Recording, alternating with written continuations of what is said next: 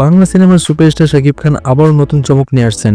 তার পরবর্তী সিনেমা তাণ্ডবের বাজেট দাঁড়িয়েছে প্রায় ৩৫ কোটি টাকা, যা দেশের চলচ্চিত্র ইতিহাসে অন্যতম সর্বোচ্চ বাজেটের সিনেমা হিসেবে ধরা হচ্ছে। সিনেমাটির নির্মাতারা জানিয়েছে তাণ্ডব হবে একটি অ্যাকশন প্যাক থ্রিলার, যেখানে থাকবে আন্তর্জাতিক মানের ভিএফএক্স, অ্যাকশন সিকোয়েন্স এবং জমকালো গান। শাকিব খানের সঙ্গে অভিনয় করছেন দেশের ও আন্তর্জাতিক কয়েকজন পরিচিত মুখ এবং নায়িকা হিসেবে থাকছেন সাবিনা নূর। পরিচালনায় রয়েছেন রায়হান রাফি, যিনি আগে থেকে স্টাইলিশ সিনেমা নির্মাণের জন্য পরিচিত। সিনেমাটির বড় অংশ শুটিং হবে বাংলাদেশ ও বিদেশে, যেখানে অ্যাকশন দৃশ্যগুলো ধারণ করা হবে বিশেষ প্রযুক্তি ব্যবহার করে। শাকিব খান নিজেও এই সিনেমা নিয়ে দারুণ আশাবাদী। তিনি বলেন, বাংলাদেশের দর্শক এখন ভিন্নধর্মী বড় বাজেট সিনেমা দেখতে চায়। তাণ্ডব সেই প্রত্যাশা পূরণ করবে। সিনেমাটি মুক্তি পাবে আসন্ন ঈদুল আজহায়। এখন থেকেই দর্শকদের মধ্যে তৈরি হয়েছে ব্যাপক কৌতূহল। শাকিব খান তাণ্ডব কি পারবে বাংলা সিনেমায় নতুন ইতিহাস গড়তে?